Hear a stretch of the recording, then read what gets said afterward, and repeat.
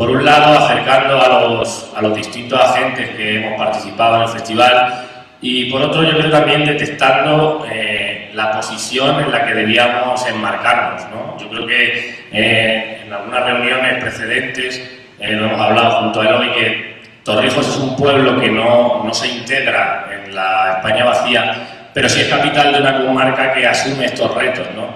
Entonces yo creo que en general hemos transmitido nuestro mensaje de una manera acertada, ¿no?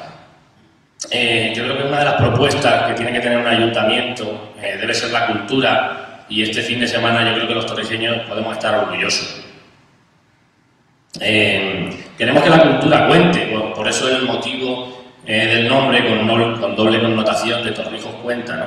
Que, por cierto, que no se ha dicho todavía, es una ocurrencia de Eloy Tizón, y además que cuente en todos los espacios del tablero, ¿no? Que por supuesto vamos a reivindicar la cultura en las periferias, en los pueblos, en las zonas rurales, pero también vamos a conectar con alegría, como decía Fernando, con las capitales de provincia y con los principales centros económicos, porque el reto es la convivencia cultural y yo creo que lo hemos conseguido, ¿no?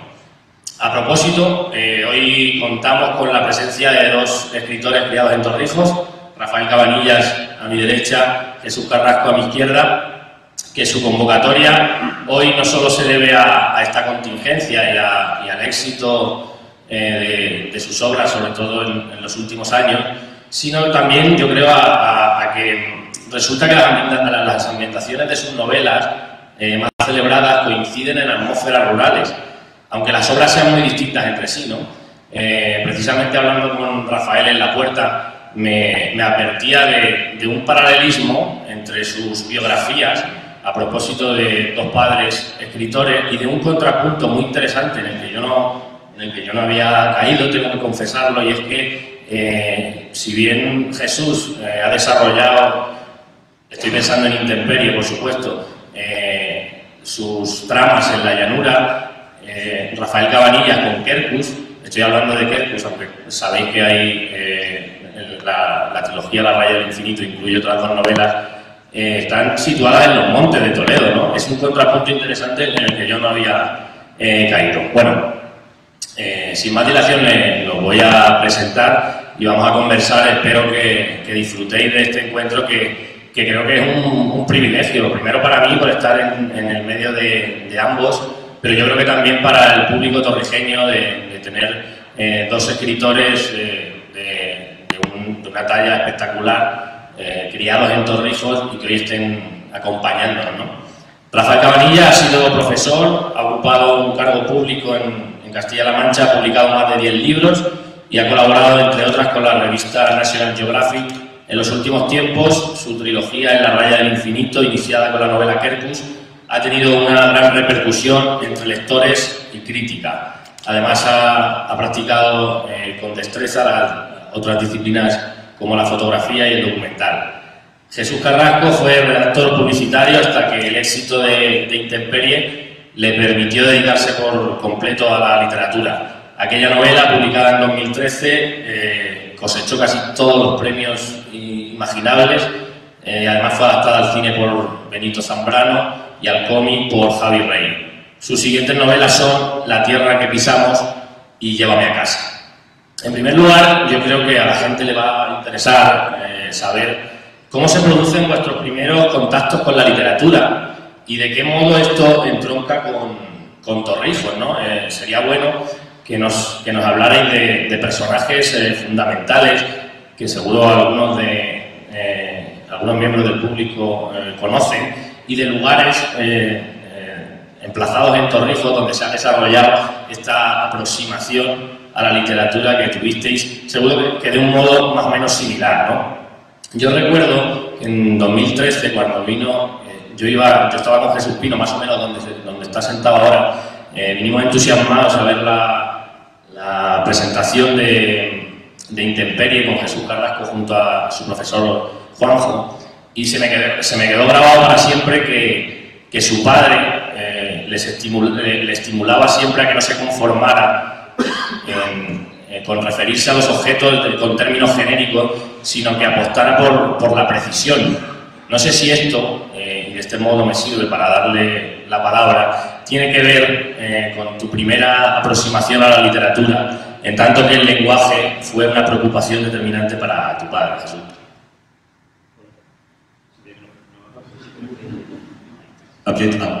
Se apaga la luz y se enciende el micrófono. Bueno, gracias por estar aquí. Gracias, bueno, es que tampoco quiero contar demasiado, pero bueno, gracias a Eloy, a la Corporación Municipal por apostar por este festival. Luego me extenderé sobre esto, pero no quiero prolongar la respuesta. Mi relación con la literatura comienza en este pueblo, que es el pueblo en el que me crié, y comienza en una institución que es básica para mí, que es la Biblioteca Municipal. Sin Biblioteca Municipal yo no estaría aquí hoy seguramente subido.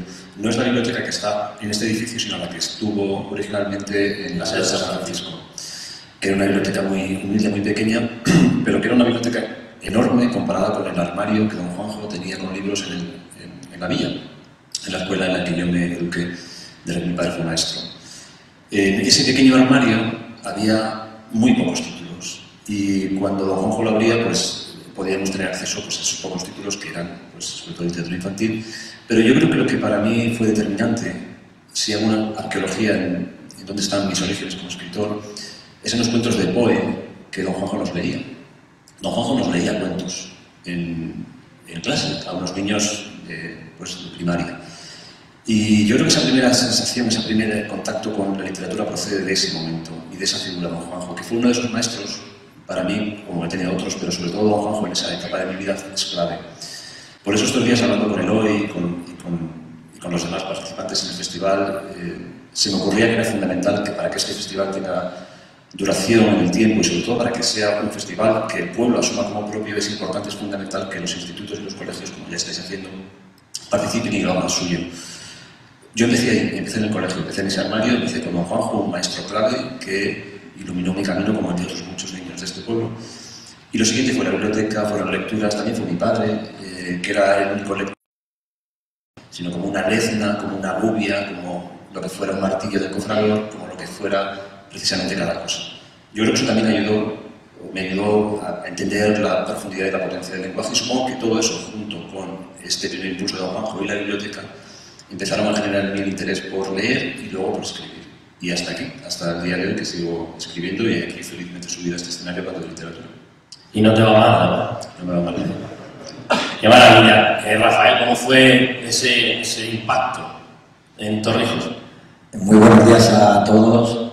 Un saludo muy especial y un agradecimiento al Ayuntamiento y a la agencia Revol y a Eloy como director de esta iniciativa que, si me permite, se fraguó en este mismo espacio, aunque venía de atrás un poco la idea, ¿verdad? Y un mensaje que se manda al Ayuntamiento muy claro, como diciendo Torrijos, fundamentalmente gracias a Jesús, y otro, ¿no? Pero otro nivel por detrás, que es pueblo, ciudad de escritores. Eso había que sacarle partido, ¿no? Y cómo fue cuajando luego a través de Jesús Cogolludo, etcétera, etcétera. Entonces estoy muy, como dicen a los chicos, súper orgulloso y contento de estar hoy aquí. Y luego acompañado de Jesús, que es un referente para mí, y también de Jaime, que presentó extraordinariamente bien Kerkus en este mismo espacio, como digo, donde casi se parió esa idea.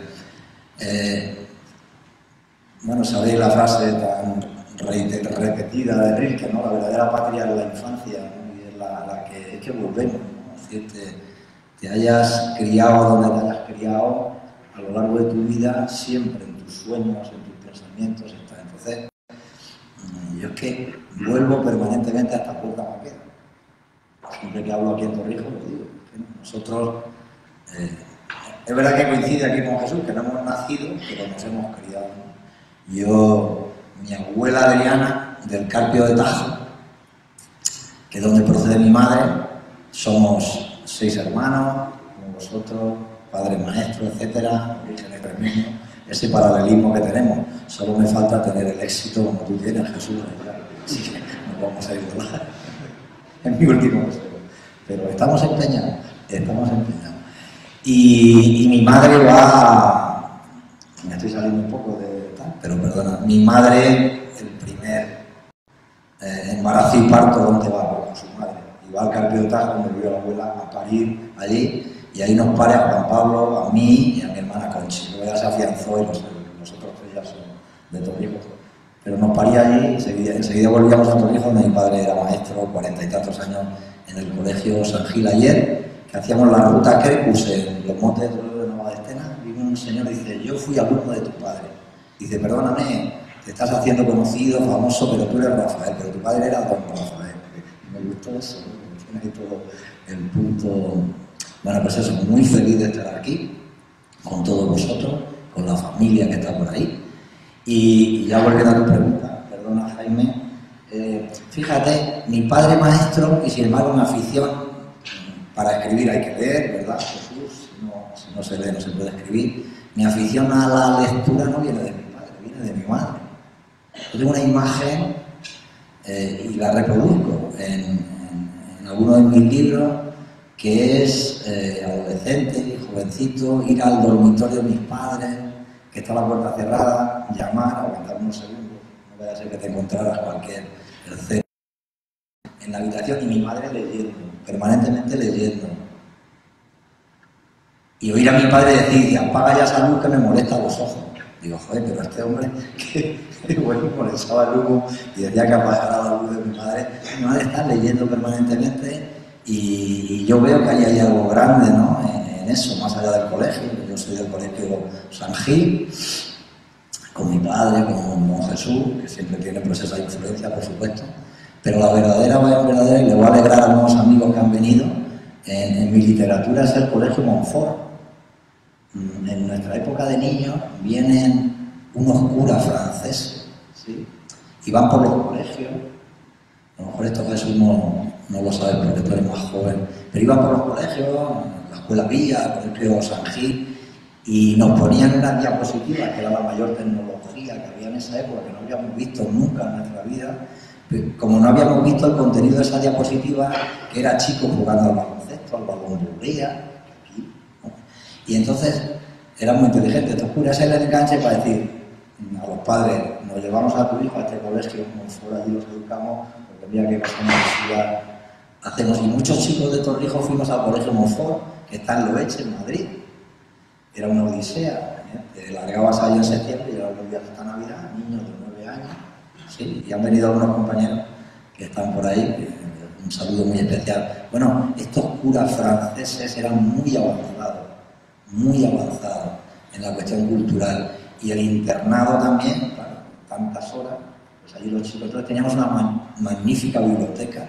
Por cierto, los cuentos de Tintín, por ejemplo, en francés. Y nuestra diversión era todos esos deportes, por supuesto, pero sobre todo la biblioteca. Y allí estaban los chicos, ¿verdad, compañeros? Allí leyendo, sobre todo cómic, ¿verdad? Eran muy pequeños, y luego ya la iniciación a los libros. Entonces viene esa duplicidad. Mi madre, y aunque no sea de Torrijos, lo siento, pero es el colegio Montfort. Bueno, no tienes por qué disculparte.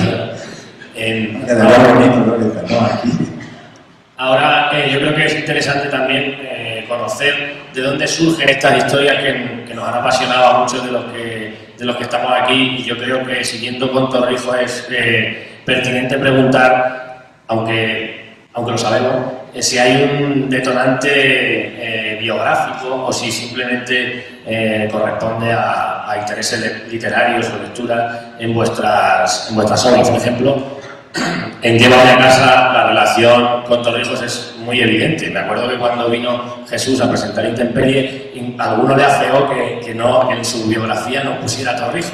Bueno, pues en Llévame a casa Torrijos está presente. Pero también en la novela de Jesús Cabanilla, en Los Montes de Toledo, ahora nos explicará también la relación con la caza. Hay un componente autobiográfico muy, muy interesante. Si queréis empezamos por ti, Jesús. Bueno, en Extremadura me decían que no pusiera Olivenza en la solapa. Lo siento, Anastasio, mi familia se empeñó en ser extremeña y yo soy extremeño. Pero cierto es que tengo doble nacionalidad, soy extremeño, soy oliventino, soy extremeño, como toda mi familia, y con mucho orgullo además y mucha felicidad, pero también soy torrijeño, porque me he criado aquí, he vivido desde que tenía 4 años hasta que me fui a la universidad. De modo que las cosas más importantes de mi vida, como mi formación como ser humano, ya no solo como escritor, como ser humano, como niño, que descubre el mundo y que aprende a relacionarse con el mundo, se produjo aquí, en Torrijos, el municipio, y sobre todo en el campo que rodea Torrijos. Y este hecho tiene una crucial importancia en mi trabajo como escritor. Yo antes de publicar Intemperie había escrito otra novela que se empeñó en alejarse de Torrijos y de Olivenza, y se fue a Australia, al norte de África, a Escocia, a lugares en los que yo no había estado nunca. En Escocia sí, pero fregando platos en un sótano y tampoco lo conocía demasiado. Y cuando acabé esa historia, esa novela, 2 años y pico después me di cuenta de que aquella no tenía vida, no tenía chispa, no tenía nada de mí. ¿Y qué hice? Pues me fui a un lugar en el que estaba todo lo que yo soy, que es Torrijos. Y nunca lo dije, los primeros años nunca dije que Intemperie estaba ambientada en Torrijos, pero es cierto. De hecho, hay una ruta de Intemperie en Torrijos, me siento muy orgulloso de ello, una calle dedicada a Intemperie en Torrijos también. Hay rótulos, pasajes de la novela por diversos lugares que se citan en la obra, en paredes de la localidad. De modo que ya no lo puedo ocultar, tengo que decir. Intemperie está ambientada en Torrijos, en su campo. ¿Y por qué es esto importante? ¿Por qué tiene esto que ver con tu pregunta, con el origen de una vocación escritora? Porque cuando yo quiero contar esa historia, yo no sé escribir novelas, sigo sin saber escribir novelas, es algo que supongo que me llevará la vida a aprender y no acabaré de aprender.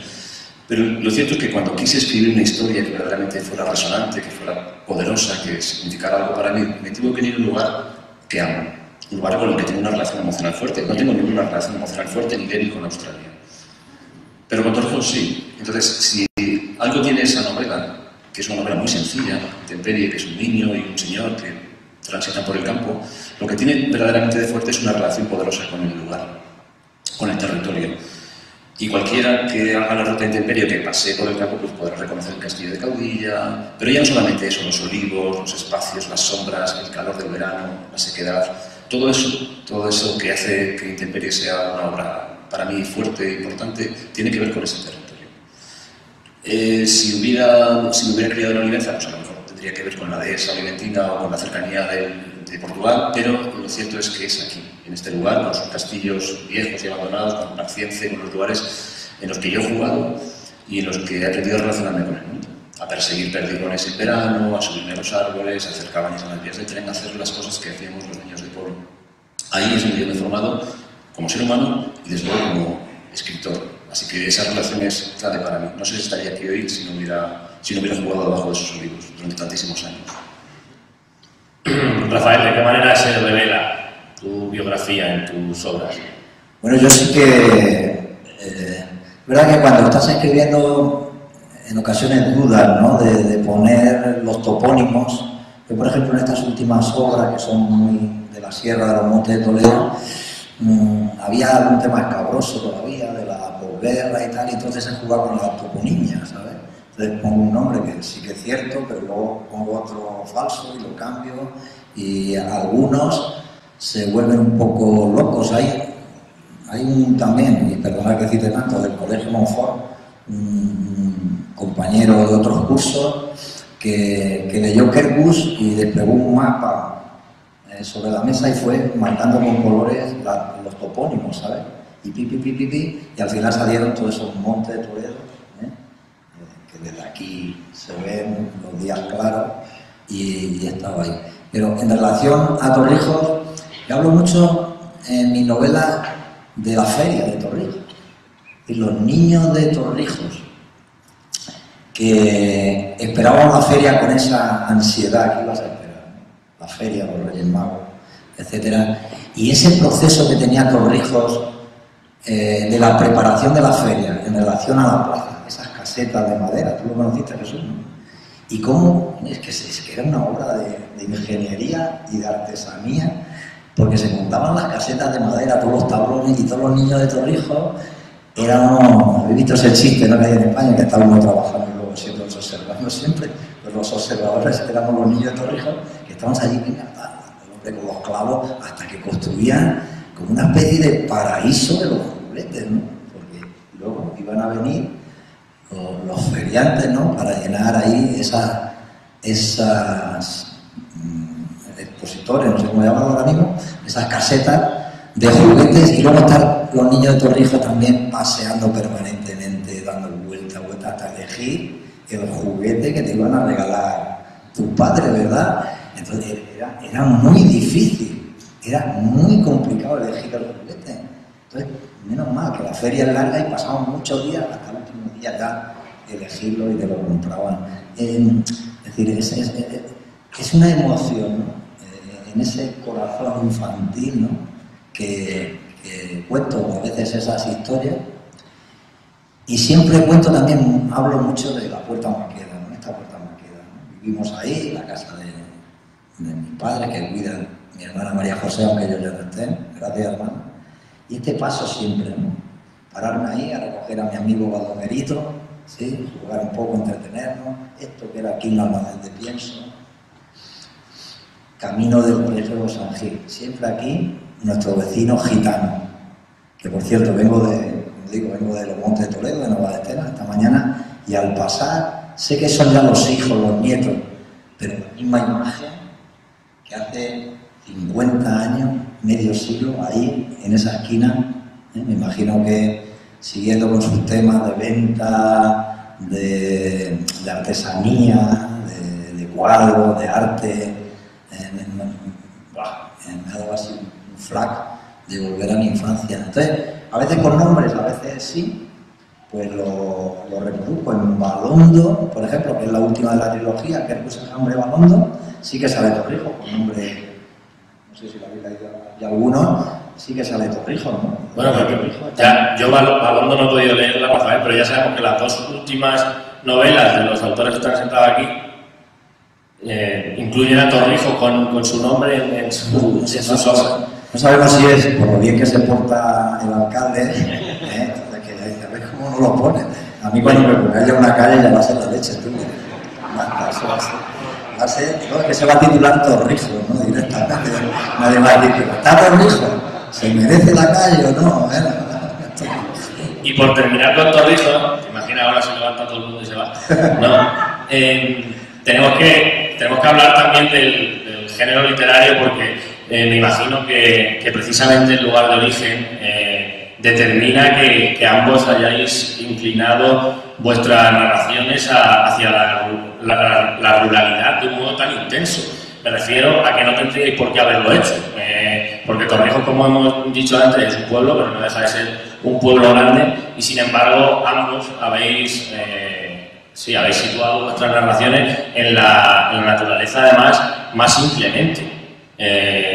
¿Cómo es esto, Jesús? Bueno, un poco lo que decía antes, ¿no? Que este espacio es fundacional para mí como ser humano y también como escritor. Entonces, si quería escribir algo con poder, tenía que ser aquí. Yo en realidad no me imagino escribiendo en otro entorno, en otro espacio. Ayer lo decía Pilar Adón, ¿no? Que siempre ambienta sus cuentos en un mismo espacio, que también es rural y conectado con la naturaleza. Y yo entendía perfectamente lo que decía. Yo cuando quiero escribir algo que me emociona a mí, automáticamente me sale algo que está muy en contacto con la naturaleza, que no sé si es simplemente, pero es indiferente. Es decir, que te mata de sol en verano, como en este caso, o te congela en invierno, como estos días que están pasando, ¿no? Para mí esa relación es fundamental y es absolutamente natural. Surge cuando quiero escribir de una manera que siempre, honesta e intensa. He probado el ejercicio contrario y no me encuentro, no me siento, no sé por qué es. No sé, tampoco soy psicólogo ni psicoanalista, no sé, tampoco me importa. Me siento cómodo en ese espacio.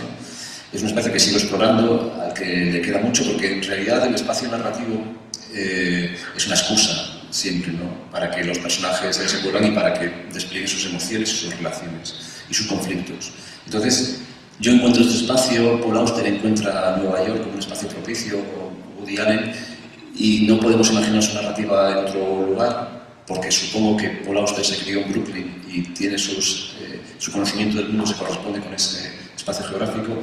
El mío se corresponde con un pueblo que no es exactamente una aldea, pero tampoco es una ciudad, que es un pueblo intermedio, como decías antes, y que está siempre al borde. La naturaleza siempre entra, o el campo, más que la naturaleza, siempre entra. Entonces, a poco que camines por el pueblo, sales a un lugar que es un olivar, que es un secano, que es un arroyo. Bueno, ojalá hubiera arroyos en Torrijos, pero bueno, que es un espacio que en una ciudad es periurbano y que se extiende kilómetros, y que aquí directamente ya te encuentras con ese espacio natural, con ese campo. Así que para mí bueno, se corresponde con el espacio de mis emociones y por eso lo escribo desde ahí. No me imagino escribiendo, tampoco lo descarto, escribir desde otro lugar, pero cuando lo he intentado, para mí me ha palpitado. Bueno, inclemente o no, en todo caso, estos espacios se erigen casi en personajes de vuestras narraciones. ¿Por qué? Porque, Rafael, son tan dramáticas siempre las narrativas, vuestras narraciones rurales. No sé si tiene que ver precisamente con la intemperie, con que la naturaleza es indiferente. Lo primero, un inciso, cuando leí intemperie, no asociándolo a Jesús, porque no nos conocíamos, nos conocimos aquí, además justamente, aquí a 20 metros, todo pasa aquí, en este convento tiene magia. Desde que venía a pedir las formas que me mandaba mi tío con Pablo ahí al torno, hermana, venga por la forma, para que me diera los recortes, para comérmelos luego, esto tiene una magia especial. Y una vez que se rehabilitó, vamos, es que es algo extraordinario. Jesús y yo nos conocimos ahí, pues no somos de la misma generación, nos debemos llevar como 10 años así, pero no sé, hay algo, ¿no? Jesús, Nicolás, tu madre, gracias a tu madre que nos contó la historia que yo no conocía de las vidas de nuestros padres, ¿no? Como mi padre viene de Extremadura, de las casas de Don Pedro, se asienta aquí, como venís luego vosotros, de Olivenza, con un mediador, amigo de tu padre y del mío, que le dice, oye, atiende a esta gente, ayúdale con esta historia, ¿no? Que ya hemos contado aquí, que no voy a reiterar. Pero cuando antes has dicho que uno escribe del llano, que siempre lo he visto así, y yo del monte, yo cuando leo intemperie, sin asociarlo así a Jesús como torrijeño, es que estoy viendo esos rastrojeras de Caudilla, de Valle Santo Domingo, que he ido cientos de veces andando ahí. Mi tío Pablo era el cura, hacia Paciente, cuando salen unos obispos, es que los veo, es que los veía. Luego en la película, que es una obra de arte también, ¿no? Lo reproduce muy bien, pero el espacio no es el mismo, eso lo decimos aquí en privado y no como una crítica, pero sabemos los que hemos vivido, vivimos aquí, conocemos este terreno, sabíamos que no era, pero bueno, es una extraordinaria película, no lo tomes como algo de... Yo sugerí que fuera Torrijos, que yo hablé con la productora para que fuera Torrijos. No fuera. Pero por algún motivo. ¿Pero ya tenían la calle o no? No, quizás sí. Sí, ya. Igual si hubiera sido Torrijos ganar al Goya. Hubiera ganado el Oscar, seguramente. Hay que la jugarte, No ha ganado el Oscar porque está bien. Bueno, ya no se puede quitar. Ya la calle no se puede quitar. Solo se puede quitar a algún general. Ni la película. Muerto hace 100 años, 200, tal. No, yo iba a decir, Jaime, ¿uno de qué escribe? Uno escribe de lo que ha vivido. Pero a veces es poco, no te sale. Uno escribe de lo que le han contado. Uno escribe de lo que ha leído. Otro escribe de lo que ha visto en el cine. El cine es muy importante. Ahora, de todas estas 4, y habrá más, ¿no? Pero digo así a bote pronto, que se me ocurre, de esas 4, ¿qué es lo más creíble? ¿Qué es lo que más sale del corazón? Lógicamente, lo que has vivido. Entonces, el espacio, la tierra, te desnuda como escritor. Yo, por ejemplo, me sería muy difícil escribir Woody Allen, Manhattan. Joder, me tendría que documentar, pero habría algo que se notaría que no es tan real. Y es verdad que, bueno, entonces uno que tiene que escribir solo, no, pero sí que creo que la pureza, la identificación, ¿no? de ese amor, y a veces odio, ¿no? a la tierra, en la literatura está muy presente si es tuyo. En ese sentido, cuando has dicho el llano y el monte, ¿verdad? Si los montes de Toledo están ahí, se ven desde la Puebla Montalbán ya, ¿no? Los rabos de monte casi entran ahí, por Quintanilla, Carlos de Tajo, etcétera, y ya.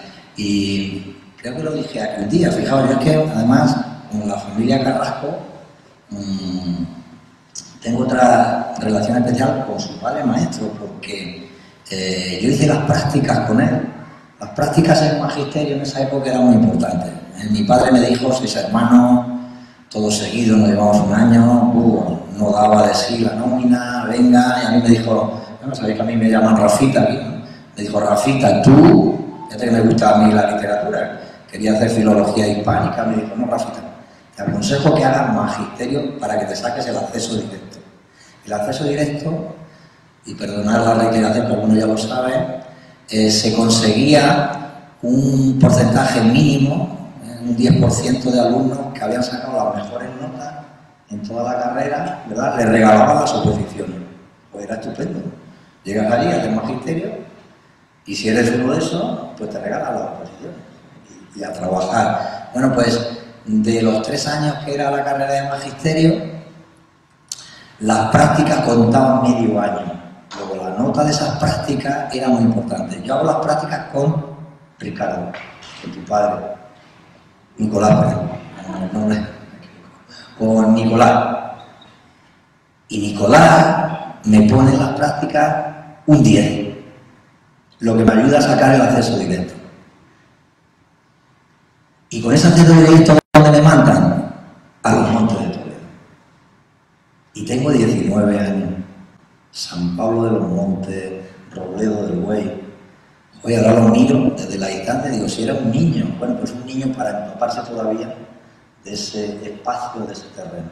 Entonces estoy mezclando la infancia de la llanura, Val de Santo Domingo, Caudilla, Barciense, etcétera, lo que hemos vivido todos los chicos y chicas que estamos aquí y que se une de una manera muy, muy potente con maestros rurales en esos entornos, con los furtivos, con los guardas, ¿sí? Son los padres de mis alumnos. Los chicos se quieren, juegan, normal, en inocencia se llaman, los padres se odian a muerte, y yo estoy conviviendo ahí en medio, poniendo un poquito orden, y entonces eso se impregnó de tal manera que es lo que estoy sacando en estos últimos libros. Perdón, ¿ibas a hablar? No, o sea, se me ocurrió una respuesta también a tu pregunta sobre por qué estas novelas tienen esa dureza. Yo creo que el paisaje, que en ambos casos es una parte fundamental de las narraciones, determina mucho. Es decir, si hubiéramos nacido en Canarias, en un lugar con un clima muy moderado, muy suave, pues a lo mejor los conflictos que se narran en estas novelas hubieran sido distintos. Pero yo creo que el paisaje y sobre todo el clima determina muchísimo. Al menos yo lo vi clarísimo en Intemperie, lo sentí clarísimo, tampoco lo decidí, pero vi enseguida que era un espejo dramático.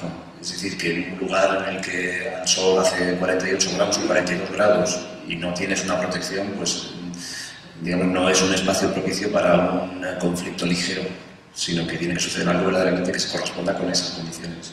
Entonces yo creo que en este caso, las condiciones climáticas y paisajísticas actúan automáticamente como un espejo, y de ahí seguramente que esos conflictos se acentúen o se hagan mucho más fuertes. Bueno, más allá de la aspereza y de la conexión tan interesante que ha establecido Rafael entre ambas obras, teniendo en cuenta también el contrapunto del llano y los montes, yo, a los que no lo hayan leído, desde luego que les recomiendo estas obras por estar minuciosamente descritas, porque las tramas son fantásticas y sobre todo por la precisión en el lenguaje de la que hablábamos al principio. Por eso ahora me interesa también que nos cuenten de qué modo afrontáis vuestras obras, porque tú has hablado también, Rafael, de las localizaciones, por supuesto las habéis vivido, pero no sé si al público pudiera interesarle que en mitad del proceso de escritura de la novela quizás os hayáis desplazado a esos espacios para volver a vivirlos de un modo más intenso, si primero, porque sin duda hay una documentación detrás de estas novelas, a pesar de lo vivencial y lo experiencial, si primero es la fase de documentación y luego la fase de escritura, si se va construyendo el relato de un modo simultáneo. Si quieres empezamos ahora contigo, Rafael. Me hubiera encantado que empezara él como maestro y así tomaba nota yo de alguna. Bueno, pues empezar eso si quieres, da igual. Pero no, que voy a respetar, por supuesto. Bueno, mi proceso, que es un poco anárquico, está relacionado siempre con el campo y con andar. Es decir, mi creación literaria se fragua caminando, paseando por el campo, por el llano. Ahora, por cierto, la última novela que estoy corrigiendo, llano, una parte de llano, total, vamos a mezclar llano y monte. Entonces paseo mucho, ando pensando y dándole vueltas. Cuando yo lo tengo eso ahí, es cuando me pongo sobre el papel. Y yo despliego sobre una mesa una especie de sábana, ¿sí? Imagínate, no sé, más grande, un doble alrededor de eso, y empiezo ahí a poner los nombres, personajes, fechas, espacios, topónimos y tal, con flechas, con cosas y tal. La novela la tengo en la cabeza, bueno, bien sabe Jesús que a veces luego los personajes mandan más que tú, ¿no? Y a veces quieren que vayan por allí, una especie ahí de locura, ¿no? De psicosis, que te dicen, no, que no quiero por aquí, y tiran y determinan la obra. Ese es un proceso extraordinario que habrá que explicar un día bien, ¿no? Jesús, estará de acuerdo, ¿no? Que tú querías por aquí y tiran por allá, y se empeñan y tiran. Bueno, al final el resultado es el que es y ya está. Pero ese es mi procedimiento. Y una vez que me pongo a escribir, claro, me dice mi editor, no digas que has tardado en escribir Enjambre 1 mes y medio. Hay que decir, mira, nuestro querido Muñoz Molina, que inauguró el festival, joder, siempre le echan 3 o 4 años, ¿verdad? ¿Has visto algún escritor bueno de verdad? Y tú vas y sueltas allí que eres un chuleta, ya en un mes. Claro, ahora voy a empezar a decir que cuánto tiempo llevo ahí madurando y pensando, lo voy a meter en el proceso, ¿no? Porque si no, y así a ver si añado por lo Exacto, que eso forma parte del proceso, entiendo que forma parte del proceso, claro. Por eso te pregunto también por eso. Claro, ¿sabes que Cela decía, le atribuyen esta frase que dice, las musas de la poesía, de las letras, para que vengan a ti hay que ponerse a las 8 de la mañana, pum, a escribir, dejarlo a las 2, comer, descansar un rato y a las 4 estar otra vez, a las 8 acabar, ver todo eso y tirarlo a la papelera porque no vale para nada. Estos escritores buenos, de verdad, antiguos, yo eso no lo soporto. Eso del papel en blanco, ¿no? Y esperar ahí a ver si la musa, creo que no, ¿no? Entonces, yo sí que, el otro día en un programa de Radio Nacional con Manolo HH, que le llevé a una tabla, ¿no? Ya sabéis, ahí en el monte se llama tabla una charca de agua, ¿no? Un tablar, bonita palabra, y se llama la tabla larga, y allí los dos, oyendo a los herrerillos cantando un corzo labrado en la sierra y tal, y dije, esto es la piedra de pensar, que hace 2 escalones ahí sobre la orilla del río. Digo, este es el territorio de la musa, no hay que esperar, hay que venir a buscarlo. Entonces yo sí que voy a esos espacios, como mis notas y tal, para esa mi documentación fundamentalmente. Pues Jesús es más chulito que tú, porque yo le he oído en una entrevista decir que llévame a casa, la escribió en 29 días. Y 500 noches. No, yo también me pasaba antes, igual decía, bueno, 7 años, si no tarda 7 años escribir una novela no puede ser buena, ¿no? Pero lo cierto es que esta última novela, Llévame a casa, la escribí, no sé si 29 días, pero en 6-7 semanas. Pero me pasa un poco, hay una anécdota de Rosa Chacel, la escritora que trabajaba en casa y tenía un despacho, qué suerte ella que tenía un despacho, para trabajar con su máquina de escribir. Y entonces se levanta un día a la tarde, o sea, a las 12, o aparece por el despacho a las 12, y la persona que limpia en la casa le pregunta, le dice, señora Chacel, ¿empieza usted muy tarde a escribir? Y dice, no, empiezo tarde de crear, a escribir yo escribo toda la mañana. Y se podría extender a toda la vida, pero como dice Rafael, se podría extender mucho más atrás. Yo creo que al final el proceso de escritura, que se puede resolver como un oficio en 6 semanas, en 5, en 3, en 2, en 1, creo que Eduardo Mendoza escribió, no sé si fue la Virtud de las Escrituras, en 2 semanas en Nueva York, en un arrebato que le dio, y hasta ahí le llevó, ¿no? Al final el proceso de escritura también depende del volumen de la obra, puede llevarte más o menos tiempo, depende de la pericia, de la inspiración, del momento emocional que te encuentres, pero lo importante es llegar a ese momento con una tensión y con un acúmulo. Alguna vez te lo he oído decir, ¿no? Pero cuando has absorbido esa metáfora tan bonita que empleabas tú, ¿no? Llevo absorbiendo como una esponja lo que me rodea durante semanas, años, puede que toda mi vida, y cuando la esponja ya rebosa y con una leve presión gotea, ese es el momento de escribir. Esa es la teoría y la maravillosa metáfora que propone Rafael. En mi caso, siempre me ha llevado a escribir una ansiedad. Nunca he esperado a que la esponja estuviera llena, nunca he hecho cuando lo he hecho no me ha salido bien, esa gran cartulina con todo ese material, porque siempre la ansiedad por escribir me llevaba a adelantarme. Y ha sido un error, porque en ocasiones, en vez de escribir una novela en 6 semanas, o en 8, o en 2 meses, la he tardado en escribir 3 años, que tampoco es necesario, puedes hacerlo en mucho menos tiempo. Yo creo que es fundamental, y que voy aprendiendo, por eso decía que no sé escribir novelas, Es fundamental coger toda esa tensión, acumular toda esa cantidad de información y cuando ya la novela no puede más, que salga. Y entonces sí, surge en 6 semanas. Esta última novela de las 29 días y 500 noches surge después de una tensión que dura 3 años, mientras vivo con mi familia en Escocia. 3 años os escribo otras 2 novelas. Más tensión imposible. En realidad es un acúmulo de información y de documentación muy doloroso porque son 2 novelas que yo pensé que iban a concluir en las librerías, pero no acaban saliendo bien. Pero vienen a reproducir este mismo esquema, una acumulación de información y de tensión para al final escribir. En mi caso escribí en esas 6 semanas por el oficio de muchos años escribiendo y sobre todo por la idea del juego. En ese momento, cansado de escribir novelas que no van a ir a ninguna parte, decido una tarde jugar con el texto, permitirme jugar con el material con el que yo trabajo, que son las palabras. Y en ese juego, que se prolonga durante 6 o 7 semanas, surge una novela. Pero en realidad lo que hay ahí es una mezcla de oficio y de algo lúdico, de ganas de jugar, es decir, de despreocupación, de no pensar en lectores, en todo lo que ya está fuera de la habitación, sino simplemente en concentrarme en el texto y ver qué sucede. Y ahí el proceso sería diferente al que Rafael nombraba. No hay un mapa, sino que hay lo que dice una brújula, ¿no? Bueno, pues yo empiezo por aquí, empiezo con un chico que acaba de volver a casa, un joven que acaba de volver a casa, a un pueblo cercano a Torrijos con motivo de la muerte de su padre, y a ver qué sucede. A ver qué sucede. Hay un final más o menos previsto, más o menos, pero el resto es un deambular por las emociones de esa familia, por el territorio que habitan, que es este territorio, y de ahí surge la novela. Y luego hay una parte de la documentación, y con esto termino, con Intemperie, y ahí creo que estamos de acuerdo, Rafael y yo, vamos, estamos de acuerdo en muchas cosas, pero en este caso creo que compartes conmigo esta idea, porque lo acabas de decir, y es que hay cierta documentación que no está en los libros. Es decir, no puedes, si vas a hacer una novela histórica sobre Torrijos del siglo XVII, pues sí, te tienes que ir a los libros, porque no hay ningún testigo que te lo cuente, que te cuente esa época. Pero si quieres hablar de campo, si quieres hablar de la emoción, de cómo la bellota puede condicionar o puede generar la economía de un lugar, y la pobreza, la riqueza, o el trigo, o la cebada, o lo que sea, o cómo se ordeña la cabra, pues que te vas a YouTube, donde puedes encontrar cómo se construye una central nuclear con 2 alicates, pero no encuentras a nadie que te cuente cómo se ordeña una cabra, y mejor dicho, sí lo encuentras, pero no sientes cómo se ordeña una cabra. ¿Qué hago yo?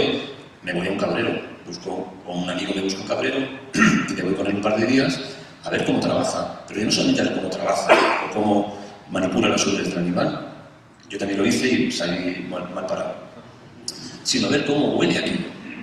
A ver cómo huele, cómo mira hacia los lados ese hombre, cómo mira a sus animales, si los acaricia o no, si les ha puesto un apodo o no, cómo se relaciona con ese mundo. Eso hay que verlo. No es en un vídeo de YouTube o en un libro, esto no va a aparecer. Entonces esa verdad que aparece en el libro tiene que ver con esa experiencia directa, con esa documentación que es una vivencia también. Para mí eso es fundamental si quiero hablar pues, de este tipo de entornos que, como digo, no tienen un reflejo muy claro en los libros ni tampoco en este caso en la red.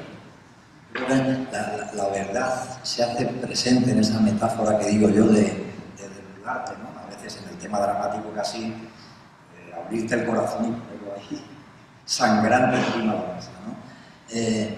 Yo creo que se nota en la literatura cuando tú lo has vivido, esto que estás diciendo de las cabras, es que ahí bueno, puedes escribir bien y documentarlo y ya está. Y ahora hay una diferencia muy grande, y ya me meto en cosas más técnicas, ¿no? Del narrador omnisciente en tercera persona.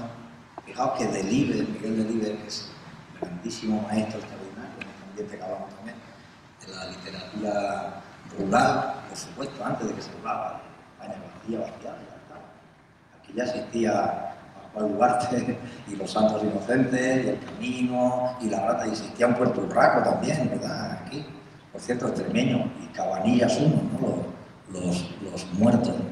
Es decir, que está presente, eso es solo reproducir. Pero, fíjate, y por favor, lo que voy a decir de don Miguel Delibes, grandísimo, extraordinario maestro, pero cuenta las cosas siempre desde fuera, ¿no? Es un señor de Valladolid, un aire aristocrático, que escribe extraordinariamente bien,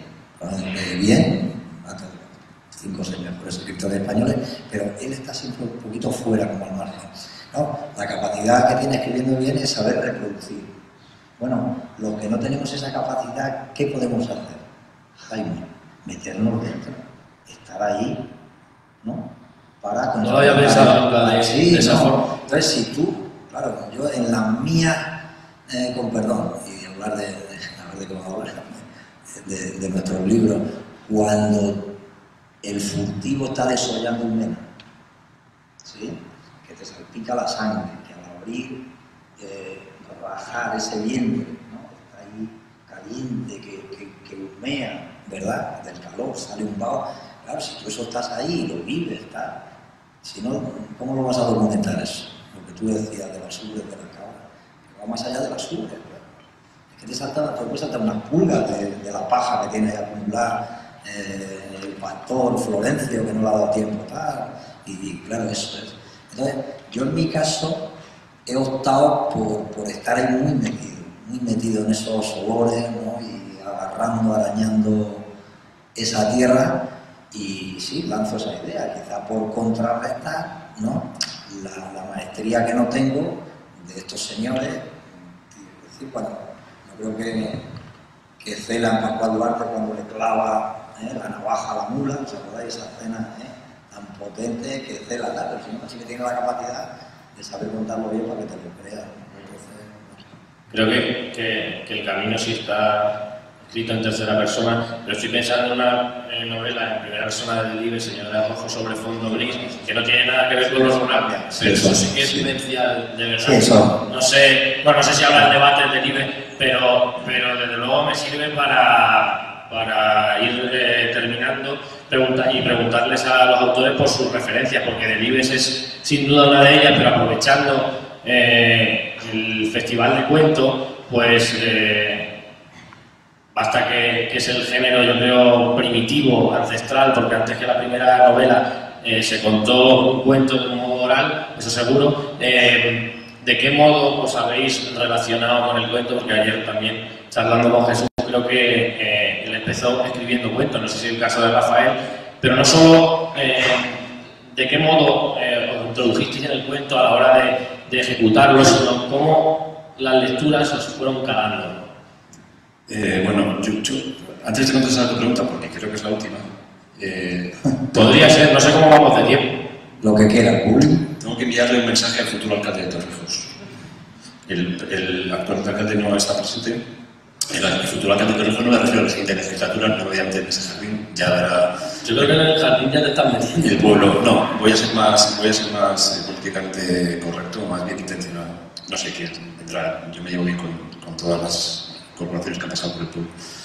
No hablo de la siguiente, hablo quizás dentro de 15 años o de 20 años. Ese alcalde o alcaldesa quizás esté presente aquí o sus padres estén presentes en esta sala.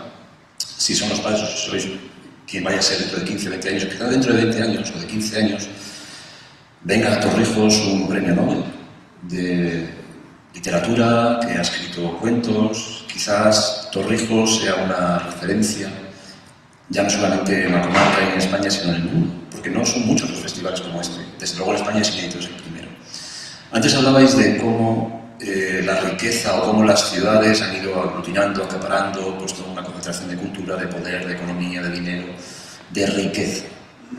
Bien, el pueblo, la gente se mueve desde los lugares más pobres a los más ricos, desde los más secos a los más húmedos, desde donde no hay industria, donde no hay trabajo, donde hay trabajo, donde hay un futuro, una vida, una prosperidad. Es razonable, es necesario que sea así.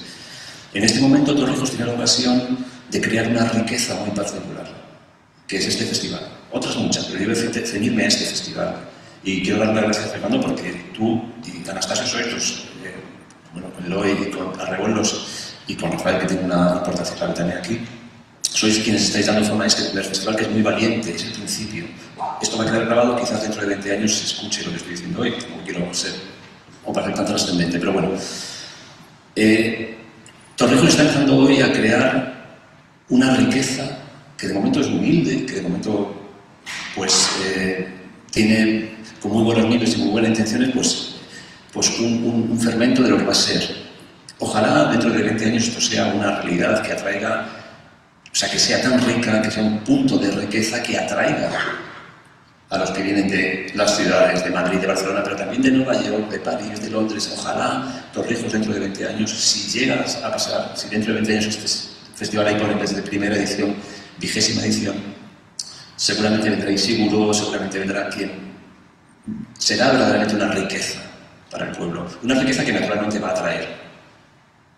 Yo voto por eso y contar con mi ayuda, y aquí públicamente lo digo, en lo que sea necesario, y espero que Eloy siga, porque es una referencia en el cuento español, clave, es un estudioso y es, yo creo que la persona más adecuada para dirigir este festival. No sé si dentro de 20 años estarás con ganas o no, pero desde luego espero que el año que viene sí sea así. Simplemente quería decir, es un mensaje para el alcalde o la alcaldesa de dentro de 20 años. Ojalá, y todas las corporaciones que vayan por medio y sean de un partido o de otro, quizás esa persona no es de un partido que todavía no conocemos, ojalá se siga considerando, dando importancia a esto, porque va a ser una riqueza enorme para el pueblo. No es la Copa del Rey de fútbol, no es el Mundial de fútbol, es mejor que el Mundial de fútbol. Porque el partido de...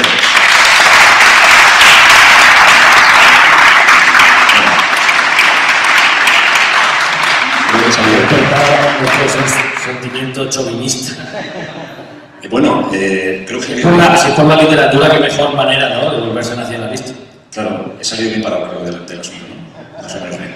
No me he metido en un jardín. Sí, creo que estoy convencido de lo que digo. Yo soy un trabajador de la cultura y también un disfrutador de la cultura y un ser humano que está aquí hoy frente a vosotros y es quien es gracias a la cultura.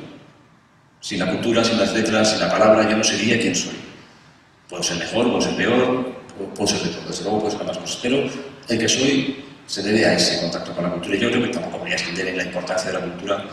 Es cierto que es un valor que es intangible, es decir, el rédito electoral, económico que te da una fábrica, pues es evidente el empleo, pero el rédito que da la cultura es intangible, pero es fundamental.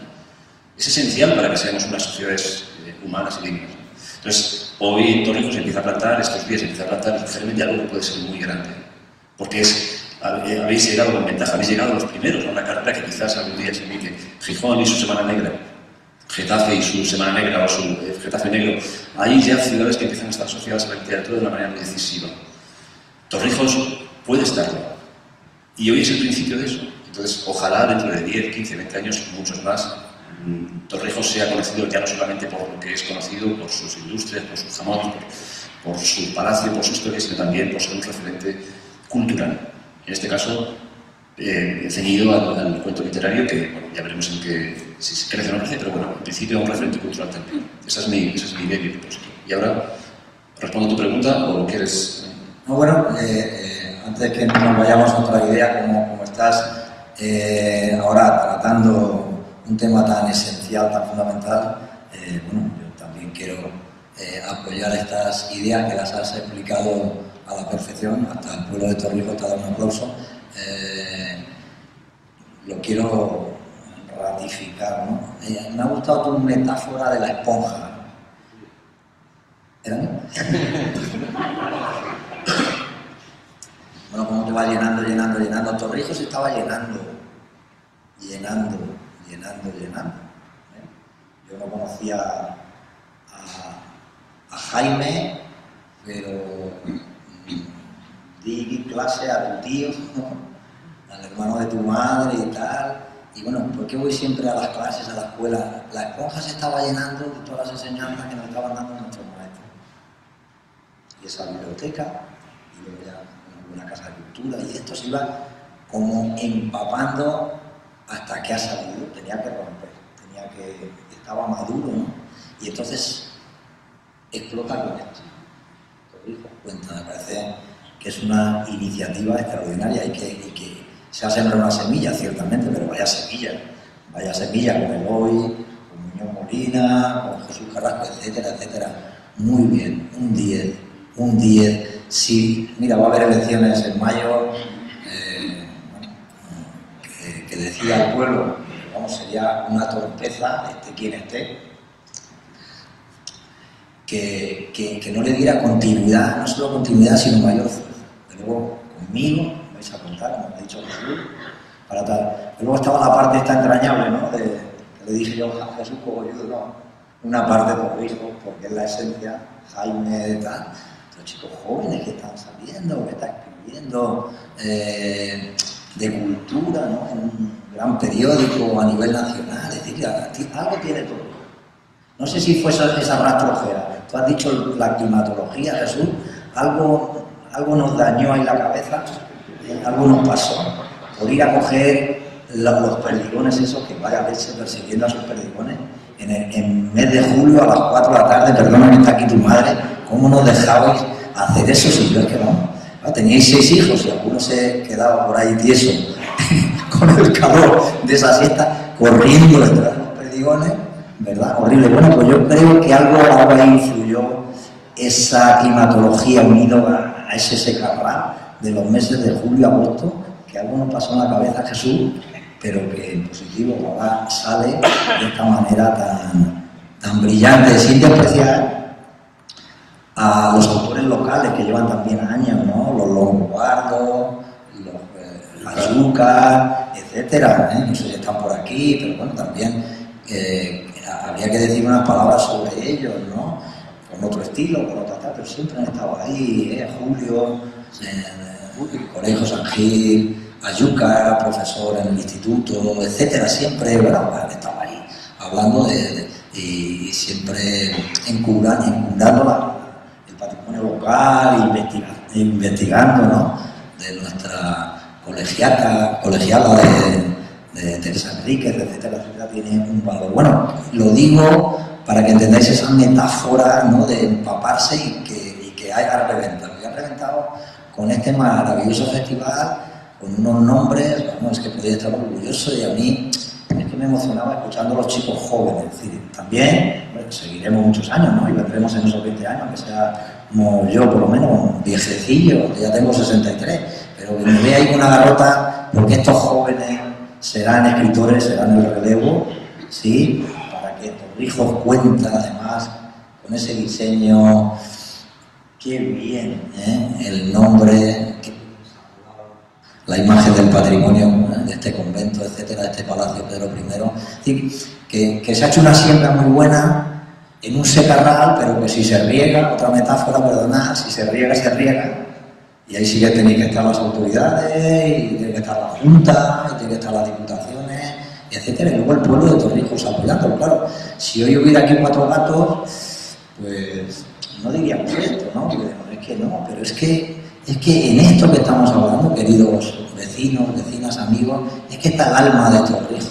Es que es el alma. Algo ha pasado aquí. Y ha pasado algo grande. No lo habíamos descubierto, porque estamos un poquito, bueno, lo hemos unido a través de esto. Explotémoslo.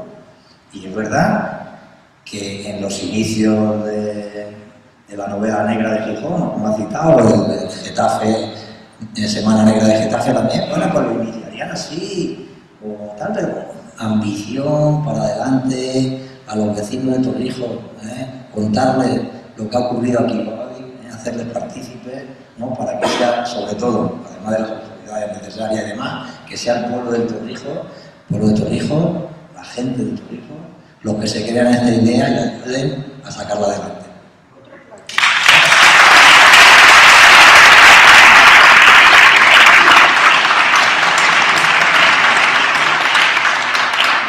Sí, vale, hemos perdido el sonido en estos 2 micros. Bueno, yo quería deciros que estoy enardecido y que es el momento, Torrijos, ahora ya no me apetece hablar ni de literatura ni nada. Pero lo que sí deberíamos hacer, creo, si se soluciona el tema de... Ah, ya está. Estupendo. Pues yo creo que deberíamos cederle el micro al respetable y comenzar con el turno de preguntas, si os parece, ¿vale? Yo tengo la primera pregunta. No vamos a contestar las preguntas nunca más, ya que lo sepas. Quería darle las gracias a Ángela, a Daniel, a Leire, a Oliver también. Faustino creo que era también. Creo que no es de Torrijos, no lo sé, o sí. De Loreto, bueno, pues casi. Porque estamos hablando de todo este acúmulo de capital humano que tiene Torrijos y ellos. Y ellas son verdaderamente los que llegarán a esos 20 años de festival y estarán aquí arriba seguramente. Habrá pasado ya 3 o 4 veces por el festival si seguís persistiendo con esa calidad. Entonces, mucho ánimo. Difundir por favor en vuestros centros, en los institutos, en los colegios, en las escuelas, que esto está pasando, que es una alegría participar, que es una alegría escribir, que ya lo sabéis, lo habéis experimentado vosotras, que es gratis también y con un papel y un boli se hace y que después subes y puedes ganar un premio y, en fin, sentirte muy bien dentro de este espacio. Así que gracias por vuestro trabajo y mucho ánimo con lo que queda.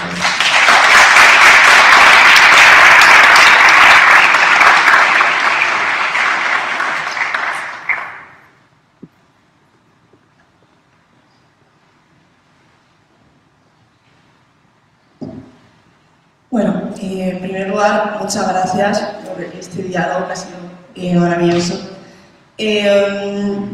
Bueno, quería, como filóloga en formación que soy, digamos que yo soy, me enseñan a poner en duda todo. Y esta pregunta, dirigida especialmente a Jesús Carrasco, también porque lo ha dicho él, claro, has hablado del espacio narrativo y en un momento has dicho, bueno, en ocasiones es más una excusa que otra cosa, pero yo debo decir que en tu novela, especialmente en la última, que es en la que, digamos, en la que he profundizado, Llévame a casa, yo no diría que es una excusa. De hecho, el espacio es lo que está moviendo todo el engranaje de esa novela, y también se ve que, igual que ayer Fernanda García Lago hablaba de cómo esos objetos que están habitando el espacio, ¿no? Ese interés del espacio, de los objetos, que eso también está en tu novela, y cómo se construye todo a partir de ello, y ese viaje que titula la novela Llévame a casa también se construye a partir de eso. Y teniendo en cuenta esto, que en realidad el espacio está siendo un motor fuerte funcionando en la novela, y que el tema esencial es la memoria, que es un tema también ahora muy fuerte en la literatura, quería preguntar en qué medida la memoria se está construyendo a través del espacio, cuál es la relevancia y a su vez en relación con la memoria, cómo se narra, cómo se cuenta la historia de una memoria que se está perdiendo, y en concreto por esa figura de la madre que tiene Alzheimer en la novela, ¿no? Entonces, esa sería un poco la pregunta. Bueno, pregunta muy complicada la que me haces. Muchas gracias. Quizás he sido un poco ligero diciendo que una excusa en espacio, lo que yo escribo nunca es una excusa, es cierto que tiene una importancia, pero también debo decir que lo que me interesa no es tanto el espacio, que sería, me dedicaría a la descripción simplemente, sino, o sería un paisajista en arte, en pintura, me interesa, digamos, el conflicto humano que se deposita en ese espacio. Es cierto que en lo que yo escribo, como decía antes, ese espacio geográfico, físico, tiene una relación de espejo con las emociones de los personajes, que al final es de lo que yo quiero hablar, del conflicto humano. Y en el caso, ¿cómo se narra a través del espacio? Pues para mí el espacio, o cómo se narra la memoria a través del espacio, para mí el espacio en este caso es un mapa, es una especie de corcho en la pared, una especie de cruce de coordenadas en los que el tiempo y la persona cristalizan, por ejemplo, en un objeto, en una casa, en un espacio físico, ¿no? Ese espacio físico de la novela tiene sentido emocional porque no suceden cosas.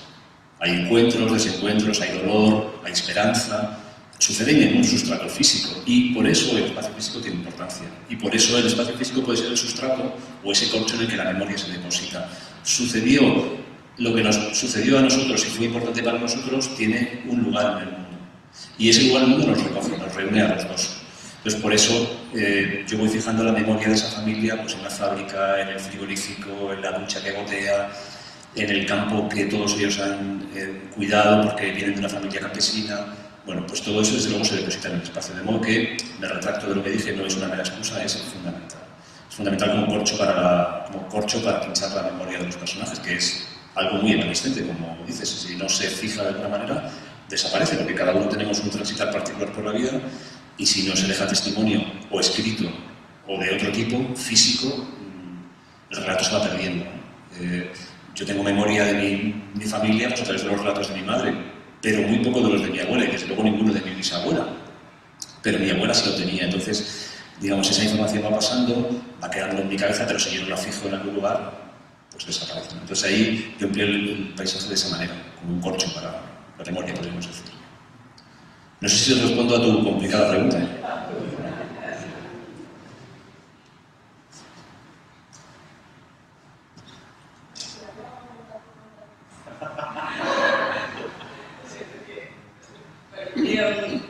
La otra pregunta es, ¿cómo te planteas en la novela? Porque me ha parecido muy revelador bueno, la figura del hombre cuidador y cómo tiene que aprender a ser cuidador, y si te o sea, si había una clara conciencia al hablar de ese tema, digamos, sí, básicamente si había una clara conciencia de yo quiero tratar esto, o si surgió de forma natural. Más que nada porque es una cuestión que me preocupa, me interpela y que veo muy necesaria porque no he encontrado tampoco tengo tantas lecturas, pero no he encontrado tantos ejemplos de ese tipo de figuras en la literatura. ¿Te refieres a un hombre cuidador? Sí, o el cuidador, sí. Sí, a lo que es el hombre que aprende a que tiene que cumplir ese tipo de cuidador. Cuando la hermana dice, oye, llevo bastante llegado. Bueno, yo nunca hice una novela, nunca, de mis obras completas, mis extensísimas obras completas, 3 novelas, nunca he empezado ninguna, nunca me he propuesto ninguna, o nunca he arrancado ninguna con una idea, con una tesis que me quiera refutar o lo contrario. En este caso, no, yo no pretendía hablar de cuidados como el intemperie, tampoco pretendía hablar del espacio de la comunidad rural, no pretendía, me llevan a esos lugares otros impulsos, ¿no? En este caso, a partir del punto de partida, valga la redundancia, de este joven que llega con motivo de la muerte de su padre a un espacio geográfico concreto que es familiar y que es rural, se desencadena para el lector, pero también para mí como escritor, una historia. Y esta historia casi que no puede ser de otra forma, porque es una familia muy pequeña. Lo que se encuentra el personaje cuando vuelve a casa es a una madre viuda, evidentemente, y a una hermana. Y una madre viuda y mayor, y una madre viuda mayor con necesidades físicas porque tiene un problema de salud. De modo que todo se va desencadenando. Bien podría haber sido que quien regresa a casa es una mujer y que es ella la que se enfrenta a este reto que es el del cuidado, pero ahí sí que voluntariamente quise que fuera un hombre. Manejé las dos opciones, pero me parecía más interesante, también por menos transitado, menos trillado en la literatura, que fuera un hombre que se encargara de eso. Y eso además coincide con mi propia condición, que yo soy hombre, y con mi relación con sobre todo a través de las mujeres que me rodean, con el mundo de los cuidados, ¿no? Entonces, ahí me sitúa a mí como hombre ante un problema de mi tiempo, que es qué figura o qué papel cumplen los hombres o debemos cumplir los hombres dentro de un espacio amplio que es lo doméstico, los cuidados en el que no hemos entrado nunca. Entonces yo como hombre de mi generación empiezo a iniciar ese camino de entrar en la casa y de empezar a conocer, a practicar lo doméstico con todas sus alegrías y todas sus cargas, ¿no? Que creo que es un problema de nuestro tiempo, que es una conversación de nuestro tiempo que nos llevará todavía 2 o 3 o 4 generaciones concluir, porque, en fin, todo lo que pasa en la casa, y las mujeres lo sabéis muy bien, es enorme, es gigante, y los hombres no hemos entrado en ese espacio, no hemos conocido esa riqueza, no hemos conocido tampoco las cargas, ni las servidumbres de la casa y de lo doméstico, ni la poca repercusión o poco, agradecimiento que recibe quien cuida de una casa y de lo doméstico. Entonces, a mí, como hombre de mi tiempo, y también como mi propia experiencia personal, me parecía interesante abordar ese tema desde esa perspectiva. Y yo creo que es el principio, no esta novela, sino este tiempo, esta generación, el principio de un camino que va a durar mucho más, que tiene que durar, espero, lo menos posible, porque esa incorporación del hombre a lo doméstico tiene que completarse cuanto antes, sobre todo por liberar a las mujeres que se han hecho cargo históricamente de lo doméstico, que se siguen haciendo cargo de lo doméstico. Y me refiero a lo doméstico no solamente a lo que pasa en la casa, todo lo que tiene que ver con la familia, con el cuidado de tu casa, pero también de otras casas, de familiares cercanos, de mayores, etc. Los hombres tenemos que entrar y tenemos que entrar cuanto antes. Y estamos al principio de ese camino. Yo creo que, veremos en qué queda, espero que quede en éxito, pero bueno, ese es un poco mi enfoque a la hora de plantear esta novela. A ti. Venga, se anima uno. Qué momento tan desagradable cuando se dice, y ahora el público, los que hemos ejercido la vida como enseñantes, a los alumnos bajando la cabeza, que a mí no me mire, que no se acerque el micro, qué tensión, es súper desagradable. Ahora desde aquí arriba es un disfrute de cómo bajan las cabezas. Pregunto, mira, soy Guti, lo conocéis, hago novela histórica. Y la pregunta que formulo a los dos es si os habéis planteado en el futuro escribir novela histórica sobre hechos reales y personajes reales. Esa es la pregunta que formulo. Que si vais a hacer novela histórica en definitiva algún día, que si lo habéis planteado. Sí, mira, yo como he ejercido de maestro rural, como ya he dicho reiteradamente, en mis últimos años en Ciudad Real, mis 11 últimos años de profesor de lengua en un instituto con jóvenes, adolescentes de la ESO y demás. Yo les decía, bueno, para iniciarles y animarles a la escritura era fundamental, ¿no? Lógicamente las clases de lengua, leer y leer y leer, y que luego que escribieran algo. Entonces les decía, vamos a ver, ojo chicos, chicas, porque si te da por escribir de los romanos, como hace fabulosamente bien Posterguillo, ¿no? Dice, ojo la documentación, si vas a sacar algo por ahí, que eso no existía. Si escribe de la época medieval en los castillos, no puede decir que fue a comprar un periódico, porque no existía.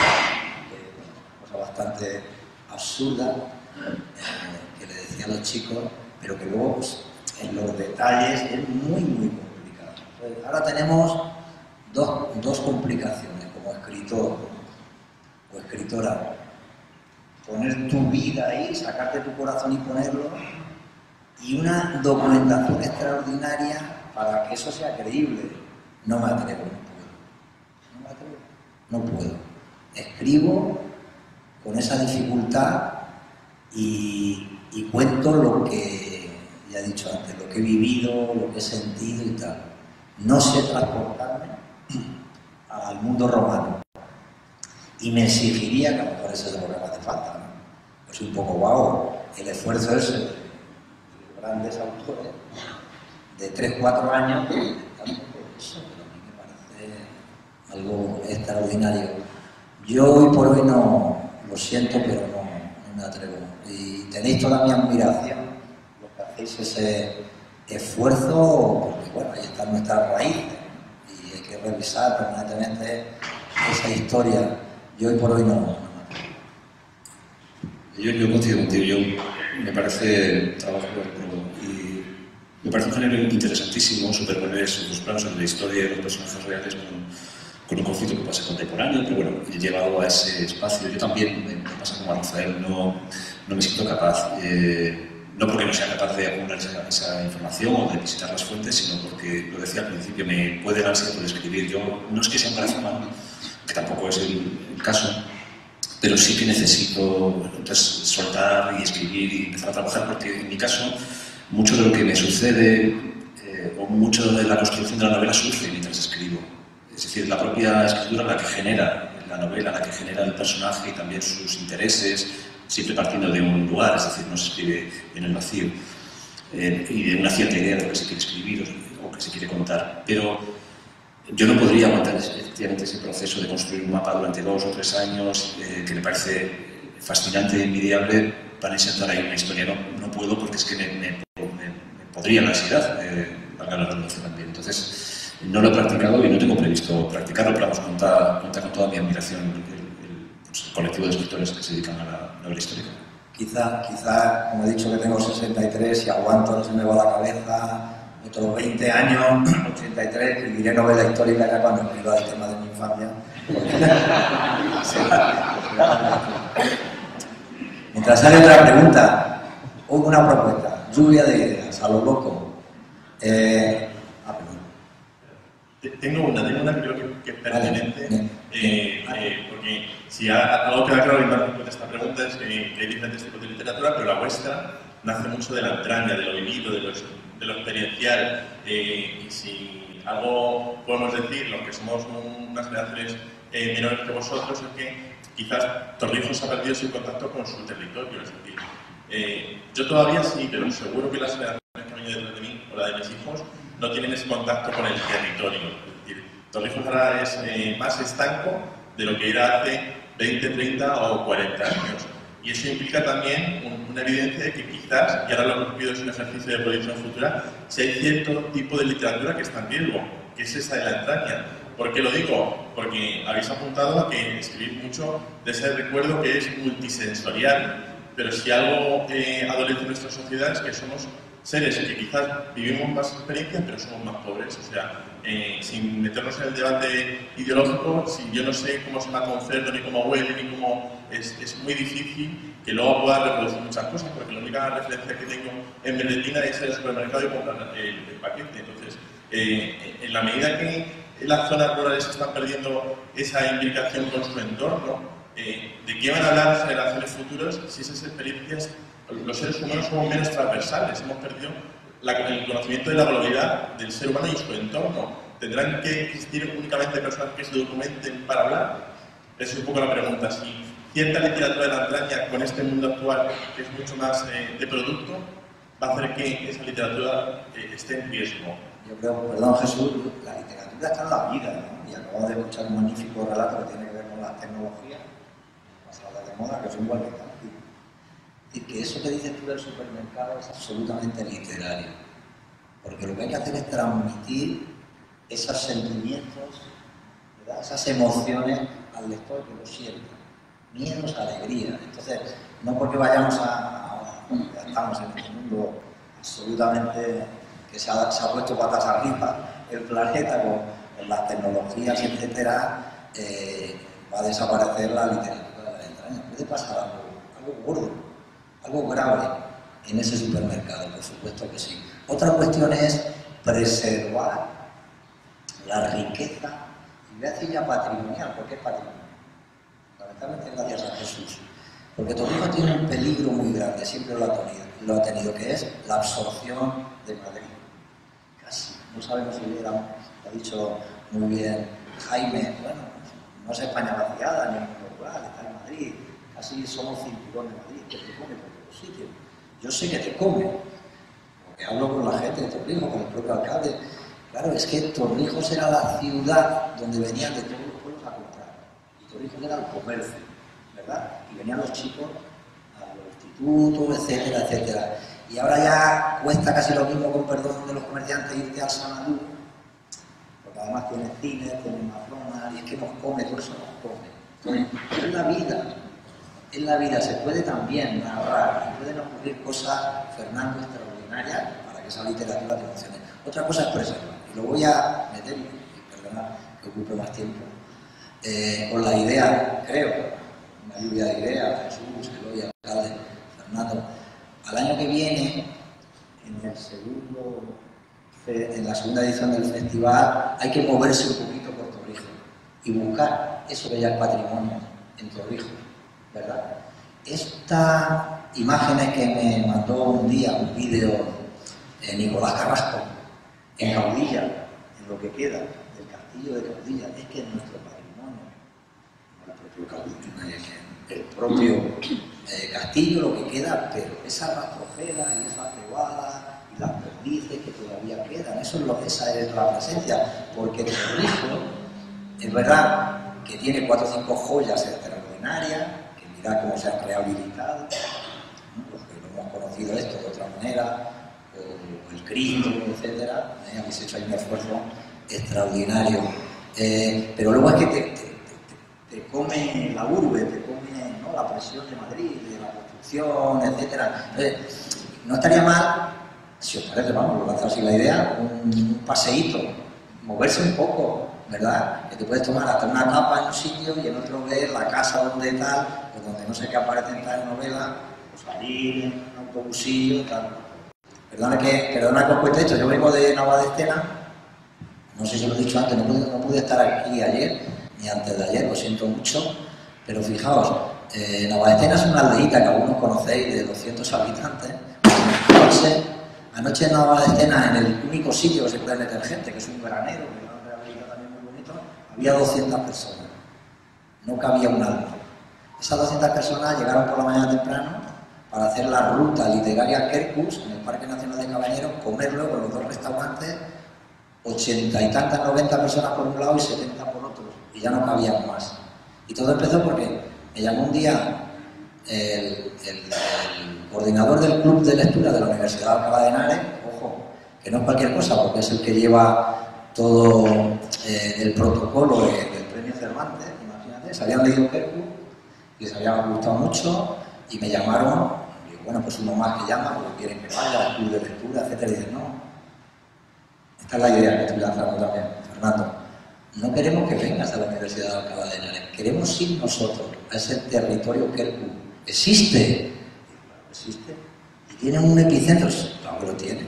Se llama Navadestena. ¿Y podemos ir allí y verlo? Pues claro, porque seguir la ruta en el Parque Nacional de Cabañeros diciendo, en esta tabla es donde se ahogaba Lucía y a verla. Bueno, a raíz de eso, El otro día se han inscrito un montón de grupos. Ayer había 200, hace 15 días otros 200, bueno, que es algo extraordinario lo que está ocurriendo con eso, ¿no? Y todo porque la biblioteca de la provincia de Toledo, también creo que la habrá afectado a Torrijos, me lanzaron la idea de decir, oye, queremos hacer lo mismo que la Universidad de Alcalá de Henares. Y digo, bueno, pues venga, a ver si la gente está dispuesta. Y en 2 días se apuntaron 600 personas. Hoy aquí al festival he visto ya unos amigos de Madrid, de Toledo, que se van a quedar a comer. Entonces, lo que decía Jesús, la fábrica, la tierra, lo que sea, por supuesto, que es lo que nos va a comer, pero la cultura, que es nuestra esencia, también puede colaborar, puede ayudar. Y el festival se tiene que convertir en un magnífico atractivo para Torrijos. Torrijos cuenta en la literatura. ¿Cómo no va a contar? Torrijos cuenta, porque Torrijos es la cuna de extraordinarios escritores como Jesús. Así que vengan adelante.